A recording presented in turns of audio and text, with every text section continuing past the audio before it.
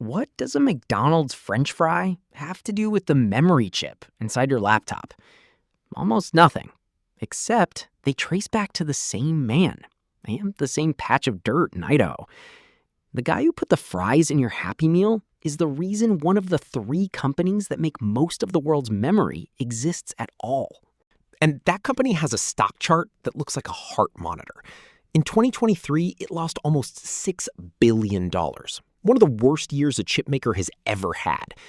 2 years later, last quarter, it pulled in more revenue in 3 months than it used to make in a year, at profit margins north of 80%. Same company, same product. How does a business swing that hard that fast? The answer starts with the potato farmer. His name was J.R. Simplot, and he was about as Idaho as it gets. He started at 14 with $80 and a herd of pigs. He figured out how to freeze a French fry so it would taste the same in January as it did in July. And in 1967, he shook hands with Ray Kroc. No contract, just a handshake, to supply McDonald's. By the time he was done, Simplot grew something like half the fries McDonald's sold. His license plate said Spud. He got rich doing the least glamorous thing imaginable, selling potatoes. Now jump to 1978. 2 brothers, Ward and Joe Parkinson, start a memory chip company in the basement of a dentist's office in Boise. Within a couple of years, they're running low on money, so they pitch the richest man in town, the potato guy. Simplot couldn't tell you the difference between a transistor and a tractor. Asked about computers once, he said, "I came before the goddamn typewriter." In 1980, he wrote them a check anyway. $1 million for 40% of a company called Micron. That stake would eventually be worth billions. And here's the part that matters. Simplot didn't bet on Micron because he understood semiconductors. He bet because he understood potatoes. To him, a memory chip was just another commodity, same as a sack of spuds. His rule for commodities was simple. Buy in when prices are crashing and everyone else is running for the exits. A potato farmer understood the entire future of this company before it shipped a single chip. He read a microchip like a crop. And he was right.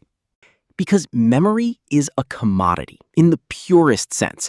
A DRAM chip, that's the working memory in your phone or PC, does the exact same job whether it comes from Micron, Samsung, or SK Hynix. And those are basically the only 3 companies left that make the stuff. The chips are interchangeable, so no one brand can charge a premium, which means Micron doesn't really get to set its own price. Supply and demand set it. And that one fact is why this business is a roller coaster. It runs like a hog cycle. The old farm one Simplot would have known cold. Memory gets scarce, so prices spike. High prices make everyone money, so all 3 makers build new factories to cash in. But a chip factory, a fab, costs $20, $30 billion and takes years to finish. So everyone's new capacity comes online at roughly the same time, long after the shortage is over. Now there's a glut. Prices collapse, everyone bleeds and cuts back, which quietly sets up the next shortage. You commit the money at the top of the market, and it shows up at the bottom. 2023 was the bottom, and it was ugly. Memory prices fell off a cliff. For one stretch, Micron was selling chips for less than they cost to make. Its margins went negative. The company lost almost $6 billion on the year and cut thousands of jobs. This is the liquidation Simplot was talking about. The part of the cycle where the weak get washed out and the survivors just wait for the turn. And the turn, this time, came from a direction nobody had planned for.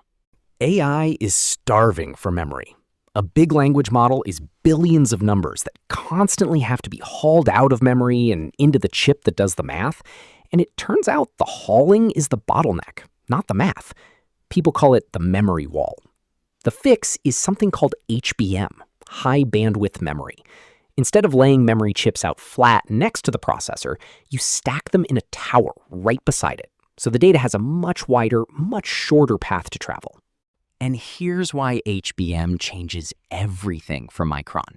It's genuinely hard to make, It's sold years in advance on locked-in contracts, and demand is so far past supply that the makers can't come close to keeping up. That is the opposite of a commodity. Funny thing is, Micron's the smallest of the big three here. The one NVIDIA leans on most is SK Hynix over in Korea. Micron's the underdog, scrambling for share. And even the underdog is so swamped, it can only fill about half to 2/3 of the orders it gets. So watch the whole swing land. The company that lost almost $6 billion in 2023 just reported over $40 billion in revenue in a single quarter, more than it used to make in a year, at gross margins above 80%. It told investors the next quarter would be $50 billion. It's sitting on something like $100 billion in signed future contracts. 2 years, from worst in a decade to one of the most profitable companies on the planet. That's the commodity escape hatch, and its name is HBM. Now, the part you've actually been feeling, making HBM is greedy. Roughly speaking, every bit of it cost Micron about 3 bits of the ordinary memory it could have made instead. So all three makers are pouring their factories into AI memory and starving everything else, which is why the regular RAM you'd put in a PC has gone vertical. A 32 gigabyte kit that ran about $80 in the middle of last year is pushing $400 now. Prices are up 3 to 6 times off their lows. AI didn't just take the headlines, it quietly priced you out of a memory upgrade. Zoom out, and the money gets a little absurd. Micron just crossed $1 trillion valuation, that dentist's basement startup. Washington is handing it around $6 billion in CHIPS Act money to build fabs on U.S. soil, part of a plan that could top $100 billion. And some of those fabs are going up in Boise, Idaho, the same dirt Simplot farmed. There's a flip side to being the American memory champion, though. Back in 2023, China banned Micron's chips from its critical infrastructure, widely read as payback for U.S. export controls. Strategic cuts both ways. Which brings us to the argument everyone in the industry is having right now. Is the cycle finally dead? The bulls say this time really is different.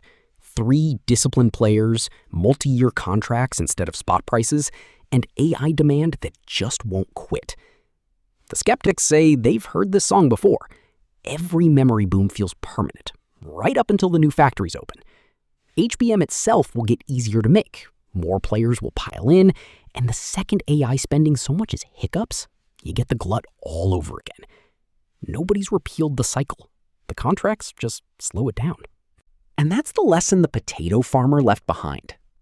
In a commodity business, there are really only 2 ways to win. Be the lowest cost survivor, the one still standing when the weak get washed out. That's how Simplot won potatoes, and how Micron has survived 45 years of memory. Or make something that stops being a commodity, even just for a few years. HBM is Micron's shot at the second one. But the day everyone can stack memory in a tower, it's a commodity again, and the cycle starts its next loop. The cycle was never a bug in this business. It is the business. Simplot knew that the day he wrote the check. He just thought of it as potatoes.